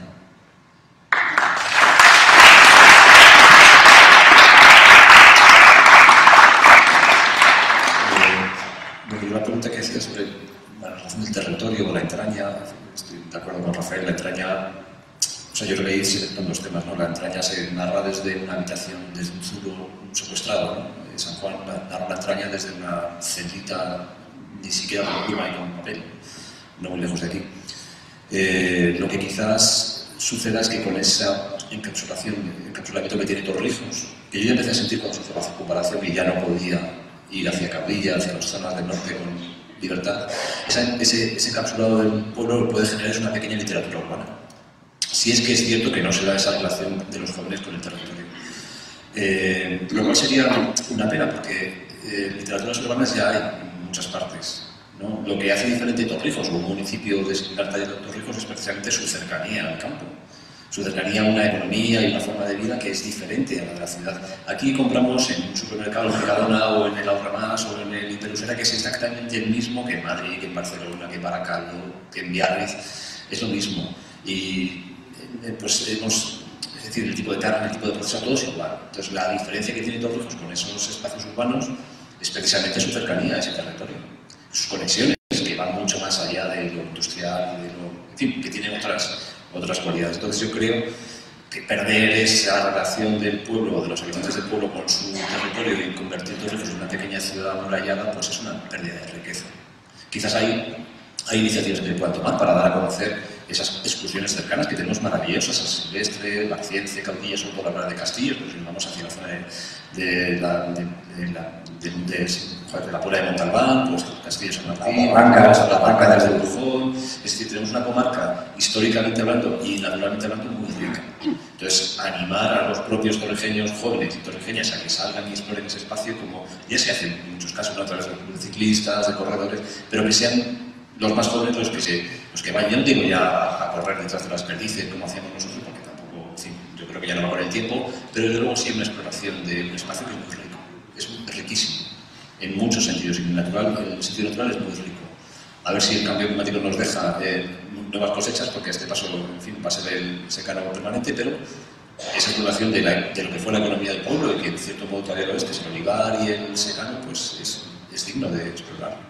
Es algo que estamos haciendo ya desde el Departamento de Cultura. Hemos recuperado y está colgado en la web un mapa que hemos llamado Conéctate con el territorio, precisamente para poner en valor todos esos caminos, los nombres de los caminos, las toponimias, para que esas cosas no se pierdan y volver un poco a vehicular eso. Los paseos no solo pueden ser urbanos, que está fantásticamente bien, sino que la gente vuelva a salir, es decir, que utilicen esos caminos para reconocerse y para no dejar de ser usuarios de un patrimonio que es el territorio que tenemos y vivir de manera encapsulada. Porque la lucha está, y lo ha dicho bien Jesús cuando ha dicho el mismo Ahorra Más, el mismo Mercadona, claro, es que es la cultura única. Es decir, tenemos que luchar con que estos consigan que seamos medio robots y que todos compremos en el mismo sitio, vistamos igual, consumamos, comamos las mismas hamburguesas y que todos seamos como colonos. Entonces la lucha está muy bien, Fernando, en preservar nuestra identidad, que es lo que nos diferencia, ¿de acuerdo? Pero ya no podemos ir detrás de esas perdices, con esos olores, y que nos podíamos haber aficionado de muchachos, porque las perdices son de granja ya, ¿sabes, Jesús? Entonces las sueltas, ya se aplastan los pollos, ya las coges, ya no tendría ningún mérito, ¿no? Entonces ya eso ya lo podemos hacer. Y por terminar con este asunto, yo estoy de acuerdo en que el modo de relacionarnos y de consumir, desde luego tiene que ver mucho con lo urbano, pero no se me olvida que los 10 años que pasé en Madrid, aunque siempre volví a Torrijos, yo siempre echaba de menos que en Torrijos en 1 minuto y medio estás en la naturaleza. Y eso no lo tiene Madrid. Por supuesto estoy de acuerdo en esa iniciativa, pero también en todo lo que estamos reivindicando hoy. Esto me sirve para conectar con la cultura. De cuando ayer despedíamos a los autores y editores, repito, los más interesantes del panorama nacional, que hablaba con Fernando de que quede guarnecidos nos dejaban para el día de hoy, solo se quedaba el hoy con nosotros, ¿no? Y yo creo que de algún modo hemos resistido sin ellos, y le estamos diciendo también a España, incluso al mundo, que el Festival de Cuento Literario sigue aquí para que vengan otros escritores, para seguir nosotros impulsando esto desde dentro, para seguir contando con el hoy y para seguir celebrando, que yo creo que Torrijos, a pesar de sus fallas, tiene muchas cosas que decir, ¿no? Y yo creo que esto es una manera de terminar y de llamar a las autoridades a que despidan este festival literario, y agradecerles a todos de verdad la asistencia a este encuentro, en la que he disfrutado muchísimo. Muchísimas gracias a Jesús, muchísimas gracias a Rafael, y de verdad que es un día, más allá de que hoy empieza el mundial y lo estamos enterrando ya, es un día para estar muy orgullosos de nuestra localidad, porque se ha hecho un esfuerzo y se está impulsando verdaderamente la cultura. Nosotros estamos aquí para seguir apoyándolo. Os esperamos al año que viene para que sigáis contribuyendo con nosotros a que esto siga avanzando. Muchísimas gracias.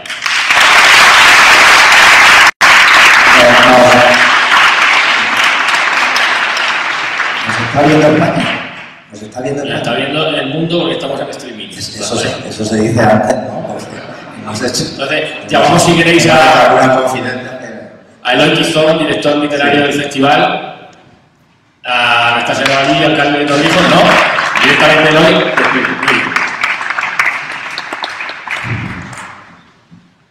Hola, buenos días. Muchísimas gracias. Ha sido un fin de semana, la verdad, maravilloso, de mucho disfrute, de mucho intercambio. Si tuvieras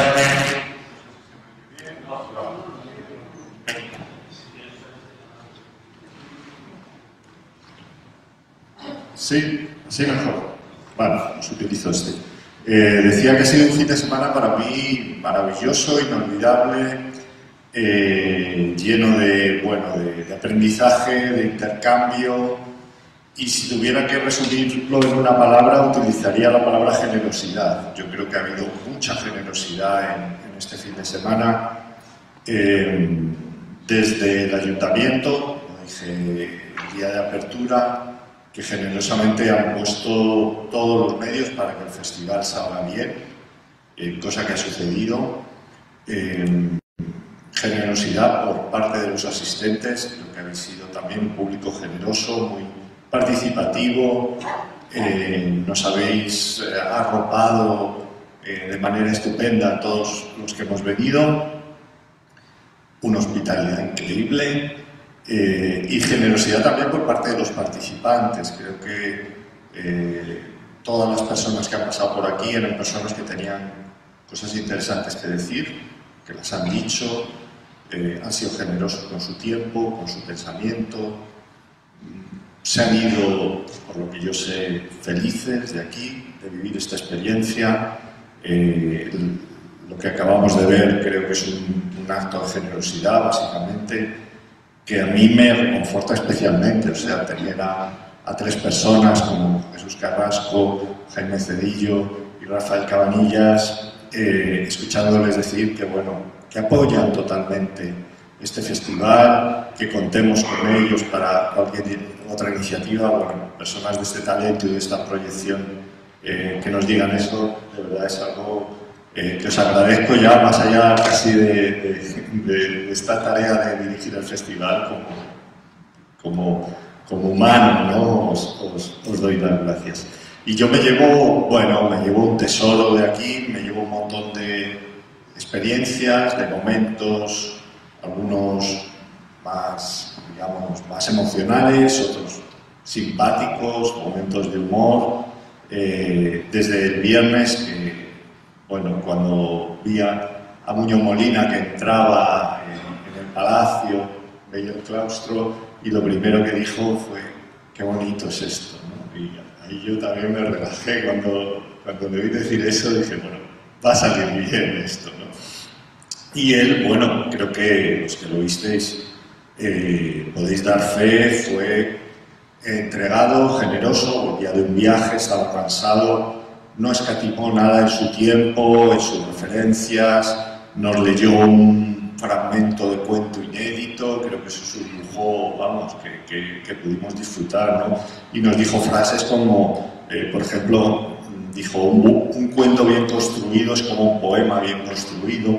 Yo tengo aquí una libreta que he estado anotando todas las frases en todos los actos, porque, bueno, esto también me lo llevo casi a manera de diario libre, ¿no? Nos dijo Muñoz Molina, muchas veces escribir es no contar. El cuento te permite una nobleza formal, nos dijo él. Sueño con escribir un cuento tan bueno que no necesite ser escrito. También nos explicó cómo soñaba con esa posibilidad de imaginar una historia que fuera tan rotunda, tan perfecta, que simplemente pasara de un lector a otro, que no constara en papel, pero que, bueno, perdurara a lo largo del tiempo, ¿no? Una especie de inmortalidad soñada. Los materiales con los que trabajas son tu propia vida, nos dijo, que creo que enlaza con lo que nos han estado contando Rafael y Jesús. Y bueno, también me quedo, por ejemplo, con la profesora Ana Pellicer, que moderó el coloquio entre editores, que nos contó, un poco como anécdota, que cuando le dijo una amiga que venía a Torrijos, la amiga le respondió: Torrijos es un sitio feliz, yo tuve un novio en Torrijos. Me parece una frase maravillosa, ¿no? Y bueno, tuvimos la suerte de tener a Juan Casamayor, editor de Páginas de Espuma, a Enrique Redel, editor de Impedimenta, donde también nos dieron toda una lección sobre qué significa editar, publicar a día de hoy. Nos dijeron que un editor, ante todo, es un lector. Una frase que también es llamativa: los escritores no escriben libros, dijo Juan Casamayor, escriben manuscritos. Del manuscrito al libro hay un viaje maravilloso, ¿no? Ese acompañamiento del editor, esa pareja de baile, ¿no? Que somos los escritores y los editores. Soy editor porque no tengo más remedio. Ahí nos pasa un poco como a los escritores, ¿no? Somos escritores porque no nos queda otra. Pues editar también hay un lado casi de fatalismo en ello. Una frase que también me conmovió, que dijo Juan: el gran vencedor de la pandemia ha sido el libro en papel, porque él desde su experiencia, desde su gran experiencia, nos confirmó que había habido un reenganche, digamos, de los lectores hacia el libro de papel, que tal vez en determinados círculos no estaba suficientemente valorado, y en una situación tan extrema de encierro literal como fue las semanas más duras de la pandemia, como recuerdan, redescubrimos ese compañero, ese amigo, esa compañía, ese elemento indispensable que es ese objeto que está por ahí siempre alrededor nuestro, que son los libros, ¿no? Y como los libros realmente nos han ayudado a superar esa situación tan difícil. El catálogo de un editor es la historia de sus gustos. El editor está instalado en un gerundio constante. Uno no es editor, sino que siempre está intentando ser editor, nos dijeron. Y Enrique Redel también dejó una frase para reflexionar sobre ella: los grandes escritores lo que tienen es una herida, nos dijeron. Eso fue el sábado por la mañana. El sábado por la tarde tuvimos una mesa con 4 grandes creadores: Pilar Arón, Fernanda García Lao, Daniel Monedero y Elvira Navarro, donde también, bueno, salpicaron, creo, sus intervenciones de titulares, como algunos de los que yo anoté. Un cuento narra una historia a través de otra. La palabra novela, nos dijo Fernanda García Lao, que ella vive de Argentina, en su territorio, era una mala palabra, dijo ella. El cuento es un vicio rápido, no se puede escribir desde la cordura. En la vida suceden cosas tan grandes que solo pueden contarse en un formato breve, nos dijo Daniel Monedero. Todos los cuentos tienen que tener un agujero, es una frase curiosa. Las musas existen y son muy pesadas, dijo Pilar Alonso. Me gusta pensar en los que escribimos como médicos de un texto. A mí con la trama no me alcanza. La realidad es un mal que hay que padecer para poder vivir en el fantástico. ¿Por qué nadie escribe un cuento sobre una mesita? Entonces, es una pregunta curiosa que nos hizo Fernanda. Lo que me interesa es el extrañamiento. El cuento cerrado nos hace un poco de ruido, nos dijo Fernanda. Tú eres el traductor de algo que está pugnando por salir, ¿no? El escritor como una especie de medium, se habló también. Y en cualquier cuento hay una especie de matemática rabiosa, nos dijo. Tuvimos un festival, un recital de cuentos que creo que fue un momento también muy hermoso y muy emotivo a cargo de Vanessa Martí Simonca, que nos dejó también una frase para el recuerdo: la belleza nos salva, ¿no? Creo que de alguna forma resume un poco el espíritu que ha circulado por todo este festival, del que, como digo, nos llevamos una experiencia maravillosa y la certeza de que, eligiendo Torrijos o siendo elegidos por Torrijos, porque ahí no se sabe muy bien cómo funcionó, desde luego hemos acertado plenamente, ¿no? Podemos tener dudas o cosas que se pueden mejorar, obviamente se pueden mejorar. Me encanta, Rafael, la sugerencia que nos has hecho, lo anoto. También Jesús nos ha lanzado ideas.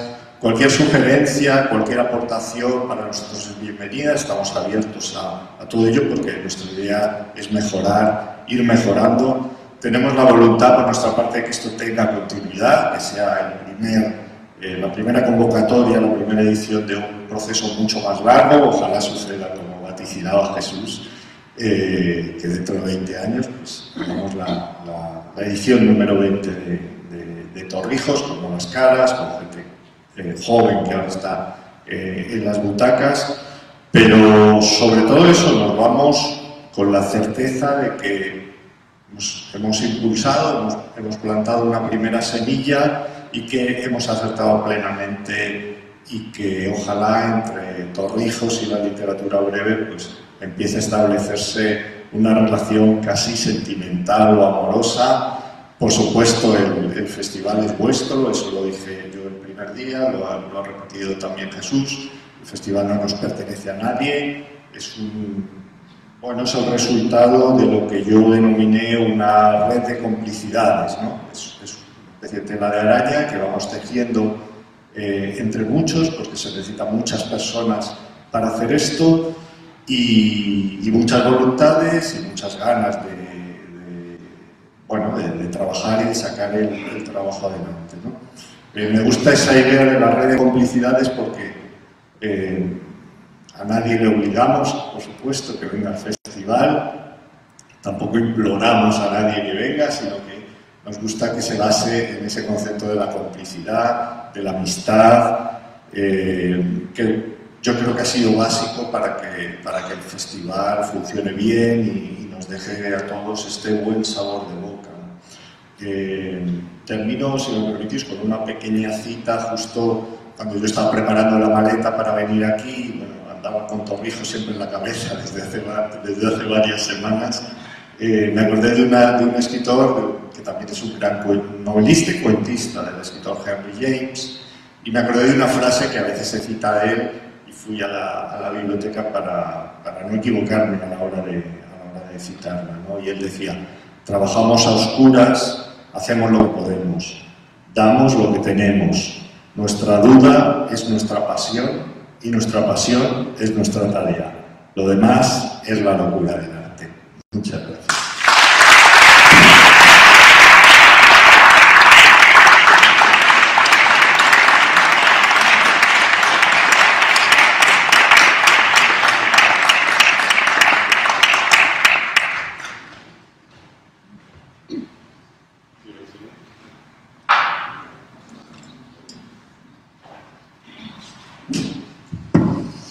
Bien, bueno, yo voy a ser breve, me toca ser el coche escoba, ya a la hora de la comida, estoy deseando salir, tranquilos voy a ser muy breve.